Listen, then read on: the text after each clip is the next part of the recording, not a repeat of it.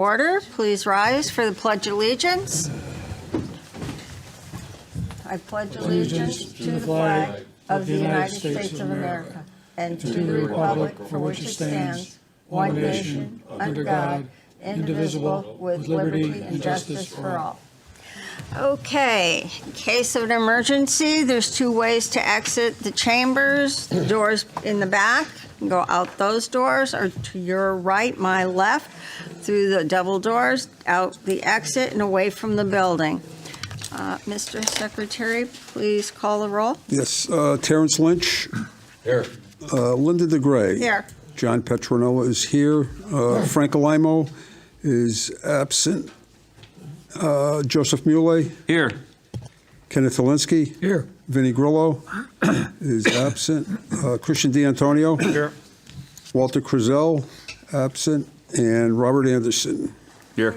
Okay, at this time, I'm going to see Commissioners D'Antonio and Commissioner Anderson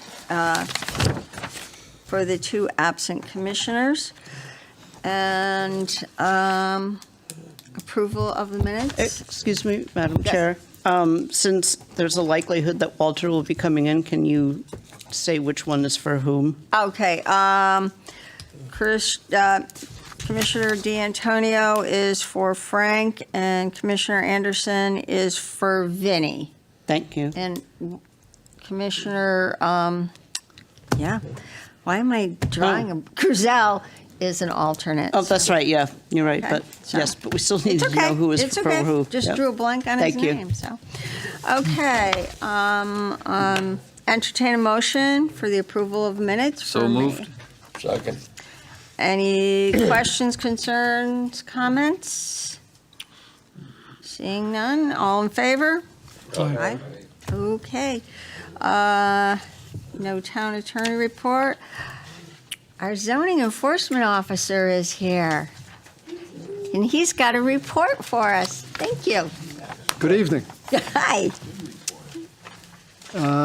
Signs and banners, that's pretty average for the signs and banner permits issued. Home occupations, that's pretty much average also. Zoning permits were a little high. Those include sheds, decks, certain things that don't require site plan approval or special permit approval before this board. And bonds, quite a few bonds. That's due to projects that have been approved by this board. And let's see, also quite a few as-built inspections, more so than the year before. And that's also due to projects that have been approved. It also includes some homes that were built in town, so we always get the foundation as-built and final as-built for those. If you look through the report, you'll see in some cases it's just an NOV. In those cases where a cease and desist or a citation has been issued, it normally goes through the process of issuing a notice of violation first, a cease and desist, and then ultimately a citation. In some instances, you'll just see a cease and desist, but that's usually something where life safety, health and welfare are considered, and as an impact to what the action or activity might be involved in, such as excavation activities. If you go down through the list, you'll see a couple that may stand out. 78 Brainerd Road. The property owner has an attorney, and in all probability will be coming before the board to try to rectify this situation. And let's see on the back. Every year we have, we seem to have an issue now with transient meat sales. And the one that you see at 739, that was Russo Bakery. It's a company out of the Midwest or the South. They have multiple LLCs and companies, and they travel around to parking lots and sell frozen meats. And normally this doesn't satisfy the open lot sales regulations that we have in the regulations. So that was a cease and desist that was given to them and to the property owner at the time, and they were only there for a day. Right after that, you'll see 4 Gainey Terrace. That went before ZBA and was denied. It's been appealed to the court. So that's a matter that we're going to be going down to, I believe, in June for a mediation hearing to try to settle. On the bottom of the second page, you'll see 1695 King Street. That's Snellgrove's Chocolates. That's a violation of their site plan approval, and they installed a large container there without any permits. So that's an ongoing issue right now. The third page, you'll see 215 Moody Road, which is an industrial property. There were 25 to 30 personal services, different businesses, barber shops, nail salon, eyelashes, that the property owner was renting tenant spaces to. So they were issued a cease and desist and basically moved out within a short period of time. And lastly on this list is just a recent one at 293, 295 North Maple Street. And that has to do with some excavation activities that have expanded outside of their approved site plan approvals from years ago. And, I guess that's it unless you have some questions regarding some of them. Not that I have it. Go ahead. Through the chair, to the zoning enforcement officer. 75 Oliver Road, I see the note about foundation basement requirements. And Yes. this is something we've actually been talking about regarding our regulation rewrite. So what happened there? Did they just not build a basement? There's been issues with several of the houses from this individual. Plans are not necessarily, that were submitted weren't necessarily followed. In this case here, one of the plans showed the 3-foot requirement for a basement. It's basically a raised ranch. And it wasn't followed. It's just, there's no basement at all. It's just a raised ranch. The basement or the garage floor is even with the, what's part of the habitable space within the house.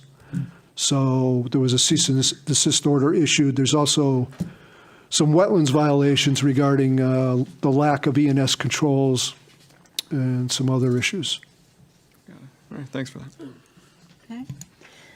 Anyone else? Oh, all right. Well, thank you. You're welcome. Very good to see you. That's it. That's it. Next time the list won't be so long. You'll get one sooner, so I don't have to type so much. Because when I really read it, I'll call you. When I really read it, I'll call you. Okay. I will entertain a motion to add, under item 12, Maplewood Village Apartments on South Road. So moved, Madam Chairman. Have a second? Second. Okay, all in favor? Okay, all right. So at this time is public participation. Anyone in the audience who'd like to come up and speak to us on anything about planning and zoning that is not on the agenda? Anyone? No, I guess no one. All right, so it's a rainy night. Nobody wants to talk. Okay. No bond releases. No continued public hearing. New public hearing, PH 3124. Mr. Secretary, when you're ready. Yes. Canfield Planning and Zoning Commission will hold a public hearing at the regular meeting on Thursday, May 22nd, 2025 at 7 p.m. in the Town Hall Council Chambers, 820 Enfield Street, Enfield, Connecticut, concerning the following application. Public hearing number 3124, 130 Town Farm Road, application for a special use permit to revise a liquor permit to include entertainment for a banquet facility. William D. Kammerer applicant owner, map 89, lot 50, R44 zone. Okay, is the applicant here? Madam Chair, apparently not. All right. Shall we just table this and perhaps they'll show up?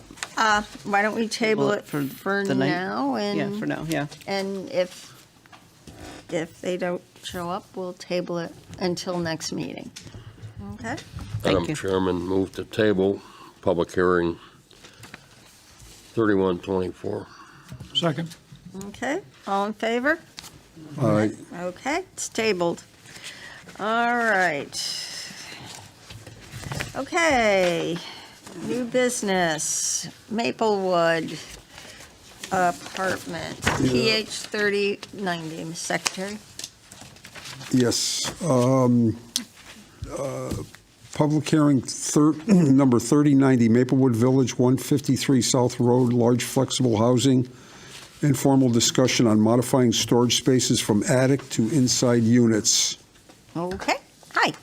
Hi, everyone. I need your name and address, please. Yes. Hi, everyone. My name is Emily Mitchell. I'm with AR Building Company. My address is 310 Seven Fields Boulevard, Suite 350, Seven Fields, PA 16046. Okay, and you are here for, tell us what you want. Sure. Yeah. No. Well, first, thank you for putting us on the agenda so quickly. I really appreciate your flexibility there.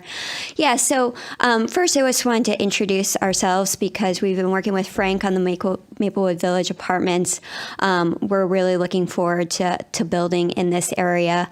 And I know Frank has had several conversations with you, several approvals with you regarding the apartments there. But what we wanted to talk to you about was how the storage was planned out. I know that was a discussion piece during the approvals, but what we want to do is bring that into the units. So just a little bit about us. So I work with AR Building Company. We're a 50-plus-year-old apartment development company. We're based in Pittsburgh, but we have developments, communities, apartment communities all throughout the eastern United States, which you can see on the map here.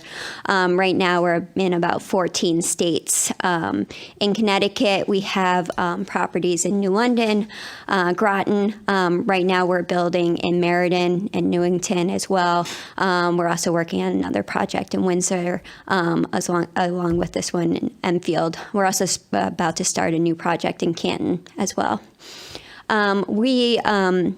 We're vertically integrated, so we develop the properties, we own the land, we entitle it.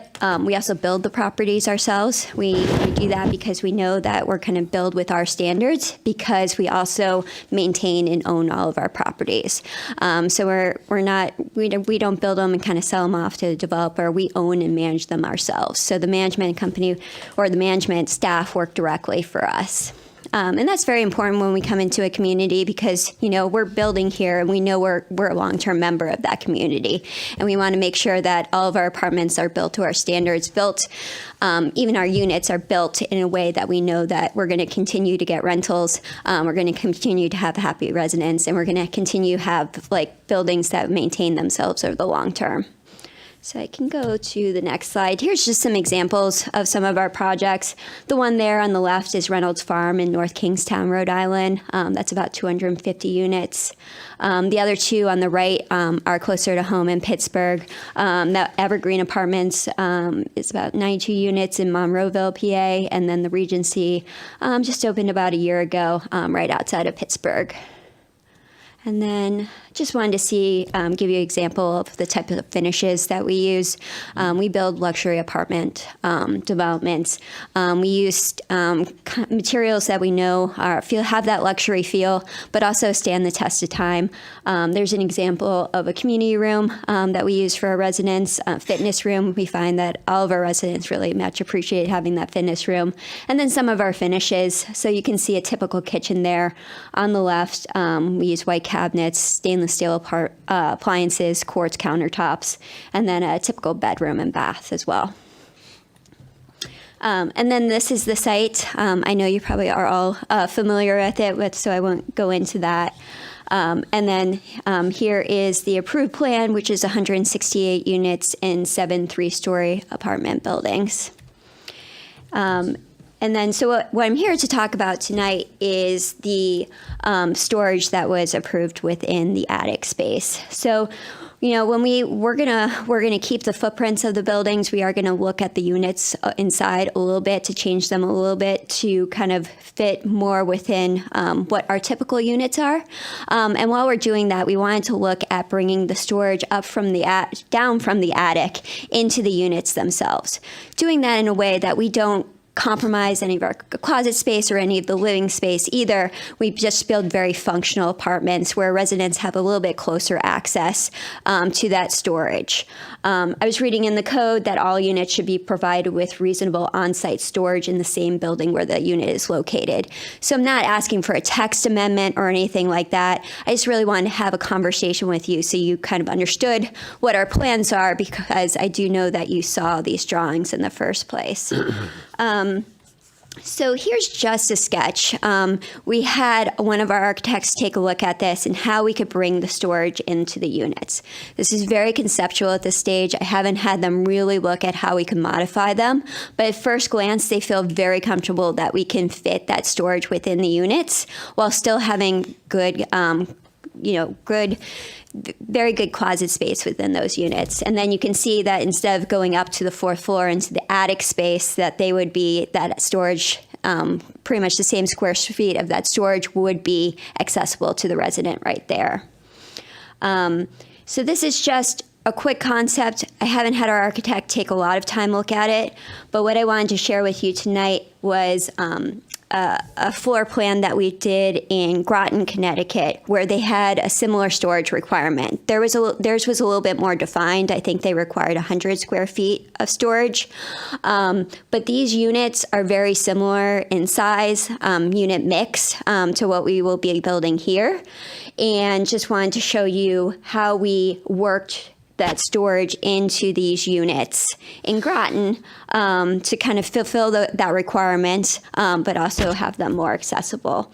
So you can see here, just in many cases, we did have the storage space accessible right within the unit, but in some cases, we do have them accessible from the hallway as well. But you can see that we have a mix of studios, which is the smaller unit, but 1 and 2 bedrooms here.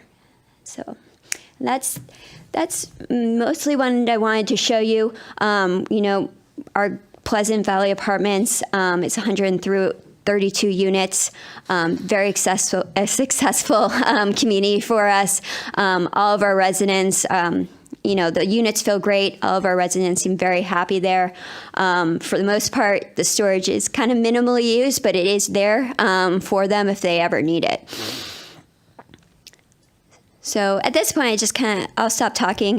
Just wanted to show you some examples and wanted to hear from you your thoughts on kind of this move to bring it within the units and just keep you up to date. Rob?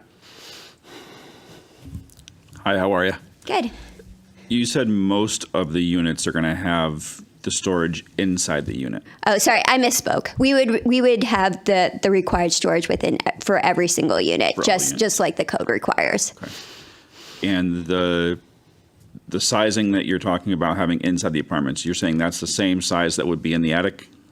Correct. So my understanding, my rough view of the 30-unit development, these plans haven't all completely been designed, was about 75 square feet.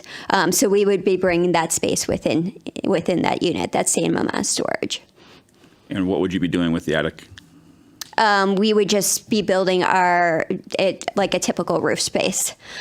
So, when you bring that storage into the attic, we would have to change our roof structurally a little bit. We would have to bring an elevator up to the extra story. So we would not have to change that. Yeah. Hi, my name is Jason Hi. Kambitsis. I'm the president. Your full name and address. Yeah, Jason Kambitsis, Kambitsas. I'm the president of AR Development. 310 Seven Fields Boulevard, Suite 350, Seven Fields, PA 16046. I echo what Emily said. Thanks for getting us on the agenda. One thing that Emily and I didn't talk about too was regarding the roof. If we don't have the storage there, we also get to take our air conditioning compressors and put them on the roof. As it's designed now, they sit on the ground. By doing this, we then get to take them off the ground and put them on the roof, which is what we do on all of our other buildings. Right. And we didn't really get into the design, but that area there that has the storage actually becomes a trough that we have access to, and you can go up and you put them there. And so it's quiet. You don't have to see them. And we do that everywhere, and we do that just because nobody wants to see compressors. You need to get compressor farms in each side of the building, and they look unsightly, they move, all that kind of stuff. So by doing that, we then get to save space on the ground. And so as Emily said, we did this in Groton. Theirs was more defined. They had a terminology of 100 square feet of what they called dead storage within a unit. Actually, it wasn't even called within a unit. It was similar in the sense accessible. And we found that was very, very useful to go that route. So, Awesome. Thank you. Thank you. All set? Yep, I'm good. Christian? No, you answered my question right there. Thanks. John? Yeah, so the configuration of the units, they're not changing. It's just the layout to accommodate the storage. Now, the compressor farm in the attic, so those are going to have to be some sort of,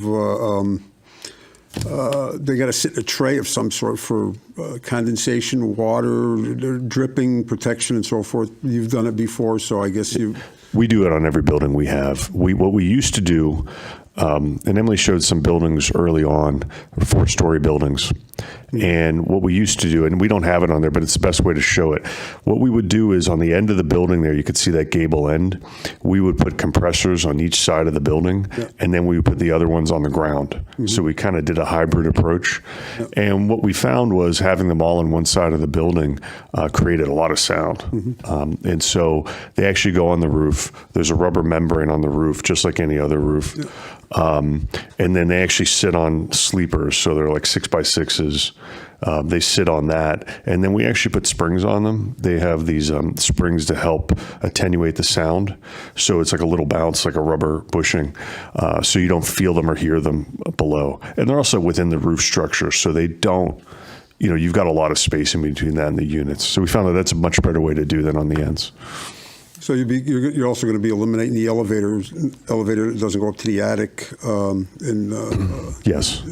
but you may have access to the attic for a stair of some sort. Well, what we do, and it's met all codes. We do it everywhere. Is we have a roof hatch at the end of the hallway. You pull it down, and then there's a door actually outside, and then. Again, another thing, not to get so deep in the weeds, we used to design them where we had a door there and they would leak, and now we put a shed roof over them. And what we found is that little shed roof eliminates any kind of water. But yeah, we do have access. And again, that building there you're seeing in the picture has that roof hatch to get up there. Okay. Yeah, I have no further questions. Thank you. Yeah, I guess, so you're going to be taking up some space in each apartment. Is that going to cause you any kind of marketing issues? Are you going to feel they're getting less space than they would have gotten, less living space? The buildings aren't fully vetted out yet, so we can work on that and make that work. Our units always range anywhere from 700 to 1,100 square feet, but we're able to configure all that within there. We did that at Pleasant Valley. We didn't have an issue. People appreciate having the storage within the unit, so we don't have any concerns with that at this point. Okay. Yeah. Joe? Answered all the questions I had. Aaron? Almost. Okay, well, I think it's a great idea, because as a former property manager, and people do leave stuff if it's not in their apartment, and Yes. then you get to clean it out. Yeah. Yahoo! So, Yeah. and it sounds like they'll have access, it'll be easy access. Yes. And so I don't have an issue with this at all. Lori, any comments? I was just concerned that they would be taking up living space as well, but I thought, I was going to bring this up to you last night, and then all we right. decided it would be better for you to do this informally here. Yeah. So, I mean, probably just a general consensus from the commission is, Yeah, I don't have a Needed. problem. I see it as an advantage to both the tenant and the owner, so that Yeah. they don't get left with treasures. yes. I used to call them treasurers. Because if they leave for good, then the family has to deal with the treasures wherever that is too. Right. So, Yeah, and I would also add, we have communities where we've built storage, and I will say, nobody uses it. When it's in the unit, they use it. And we used to be like, oh, we want to add storage to do this, and it just goes unused. It's just one of those things where, we've got all these communities, and we find that once you have it in the unit, that's it, and that's what people want. So Right. It's like in your own home. You put it in the basement, you never bring totally, it back up. I know we all have that basement, don't we? Yeah, I have one. So, all right. And I think we've got a consensus here that, so, okay. All right. Well, thank you. We appreciate it. Thank you. Sure. All right. Commissioners' correspondence. Anyone got anything? No? Director of Planning report? we don't have a lot. We are moving next door. Apparently, they're calling it the depot at 810 Enfield Street. The planning and building department will be moving over there on June 14th. So after that time, if you want to come and visit us, you'll have to come to the other building. Will we be able to get in? I believe so. Okay. I'm just asking if it's going to be similar to here, where I have to get buzzed in. That's, I assume that we're just going to be given keys. okay. Okay. I don't know. I don't know if No. you're going to have a receptionist or, Well, we'll have a shared front counter. okay. So if I pound on the door. Well, it's one door. The back door is not going to be open to the public, so Okay. All right. that's our Just curious. break room. Just asking. So we're boxing everything up. I mean, they took a whole bunch of stuff over there today because it was raining, so they weren't mowing lawns and stuff. So, Oh, good. so it should be fun. Good. Well, it'll be You don't fun. sound too It's enthused. always, and then you've got to Eesh. put stuff, and remember where you got to put the stuff. And I've seen called our mark those boxes. CEO's desk. I told Rick that he should just shrink wrap his desk, and they could move it over like that. If you have not been in the CEO's, So, yeah, one of the current benefits is we are really purging. I mean, we are going through all the paperwork that's been left behind from iterations of other staff members, and I mean, a lot of it we're able to throw out. A lot of it is stuff that was like, wow, we could have used this 2 months ago or something like that. So, making sure things are filed in the proper place and getting rid of that we don't need anymore. So. plus and minuses. Yeah, So, that's good. a definite benefit, and Good. we should be able to do more one-stop shopping. So Okay. Sounds good. Sounds good. Okay. Authorization for administrative approval, SPR 1955. Secretary. Well, this was an administrative approval, so Yeah. So yeah, he but does- that's all right. You could read it. Uh, You should read it. Go ahead. This is, 15. okay, SPR 1955. SPR number 1955, 188 Moody Road, application for administrative approval, seeking reductions to original approval of SPR 1946, Triano Realty Corp. Owner applicant, map 100, lot 2, I-1 zone. So since this is administrative approval, I will speak on behalf of the applicant, who is in the audience, so if he wants to chime in, he's certainly welcome to. Basically, they had this approved hold on, I lost it.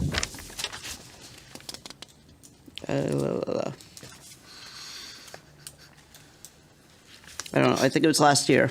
So, And now they're getting ready for construction, and they actually are modifying the plan to make it less intense. And where you're seeing phase one, and I'll talk about the phases in a moment, they are eliminating a wash bay. They're not going to be moving the fueling system. They're eliminating one site curb cut, which is the one to phase two. And they're removing some truck parking, and I believe they added a couple of just regular car spaces in the phase one area. So they're minor modifications, they're less impactful. I think there was some misnomer from staff when they were discussing this, and when I hadn't actually reviewed this until today, so, and I looked at it, and I really think that, I thought that really this is truly, it was more of a phasing plan than it is a modification, although they are modifying it. So I spoke to Mr. Troiano and explained that at least if we phase it, then they can bond separately for the phase that they want to work on now, which is phase one, and they're not sure when they want to work on phase two. So I said, quite honestly, you need to have these phases so you can bond separately for them. And, the application is good for 5 years with extension, so that way the phase two can just sit until they're ready for it. So he seems to be okay with that. He's nodding his head. But he did say that if we're going to do the phasing, he'd like phase two to have a line over on the right-hand side where it says Future Drive, just to the left of that, because they want to use that for a construction entrance. So the phase line would move just to the left of that Future Drive on the right-hand side of the plan in phase two. And the future drive would be removed when the whole thing is completed, Well, the construction entrance would be removed when phase one was completed, but Right. it's also approved for an access drive for phase two. Okay. So he was just saying, as far as the phase, they're going to need to utilize that as an entrance. Phase one would include the construction entrance, which is right now designated as Future Drive. Future Drive, Okay. correct. Thank you. I Gotcha. was a little confused on that. All right. It's just a I little. guess I said it backwards, sorry. Well, it's okay. It's okay. So, I mean, they've modified all of the Vulcan area or everything already based on what would be the phases. So, because that's how they want to work the construction sequence. Okay, so basically, this is just an administrative approval. Yep, but we're going to approve the phasing through it, which is, Now, do we need to make a motion to I believe I gave you one in We the. have one here, and that's why I'm just Yes. asking, so. Yep. Okay. Okay. Any questions? No? No? Okay. what's the Ms. tabled one? Secretary. Yeah, Madam Chair, I'd like to make a motion to approve SPR number 1955, requesting a minor modification for the site plan of PH number 1946, the proposed phasing of 188 Moody Road, application of Triano Realty Corporation, map 100, lot 12, in the I-1 zone. Second? Okay. Any questions, concerns? No? Ms. Secretary, roll call, please. Yes, Linda DeGray, Or, Kenneth Helinski, 4. Joseph Muley, 4. Terrence Lynch, 4, Christian D'Antonio, 4. Rob Anderson, 4. and John Petronella is 4. okay. All right. Thank you. Thank you. All right. And it's exciting. Things are moving. Things are being built. I'm excited about that. Okay. Thank you. Make our CEO work that much more. Okay, applications to be received. Yes, so applications to be received that is actually on the agenda. Public hearing 3125ZA, text amendment application to add a footnote under table 8.10.3 in section 8.10.3 for liquor class separation distance requirements. 12 Alden Avenue LLC applicant. And that they're seeking a waiver of the separation distance. So it's not necessarily just an elimination of it, but a possible waiver. I guess my question would be is why do they need a waiver? But that will be for Well, when they we'll come. find out when they come. hear the application. That's my question. Okay. And the next one is SPR 1955, 188 Moody Road. Application for admin approval seeking reductions to original approval of SPR 1946 Triangle Realty Corporation, owner applicant, map 100, lot 2, I-1 zone. So that's the one that we just discussed. Okay. And see attached. The third one, which is not on the agenda, PH 3126, 3 Weymouth Road, application for a special use permit for a daycare facility within the existing fitness center, Enfield Club Properties LLC, applicant owner, map 17, lot 86, BG and KSES DOD zones. Okay. All right. We did. King Street, Enfield overlay. The Okay. acronyms. The acronyms are definitely killing us, so. Okay, we don't have any opportunities or unresolved issues. We don't have an executive session. I'll entertain a motion. Motion to adjourn? Second. All in favor? All right. Well, I don't know, sometimes you want to make the motion. I was waiting.